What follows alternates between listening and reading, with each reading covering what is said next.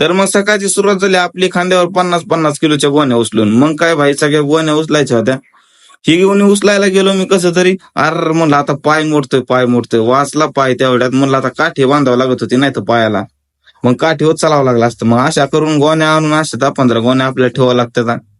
मग सगळ्या गोण्या एका लाईनीत मांडून घेतल्यानंतर बारी आली गोण्याची दोरे काढायची. मग दोन्ही नाही हो, चुकलं जरा बोलण्यात दुखत आहे माझ्याकडून थोडं. मग दोरे काढून घेतले. सगळ्या पिल्लांना असं फास्ट मध्ये खाद्य टाकायचं होतं आपल्याला. मग काय एका बॅग मध्ये काय करायचं, अर्धी बॅग अशी बालदीने टाकायची आणि पुन्हा हाताने गोणी उचलायची. नंतर कोंबड्यांना ब्लॅक टी प्यायचा होता सकाळ सकाळ, त्याच्यामुळे सगळ्या कोंबड्यांना ब्लॅक टी टाकून दिला. काम आवरलं सगळं आणि नंतर बाहेरची टाकी भरायची होती. टाकी कॅमेरा लावतो तर टाकी भरून घेतली. मग म्हणलं थांबा थोडी वेळ आता गाडी धुवून काढू म्हणलं, जरा पावसाळ्यात जरा खराब झाली.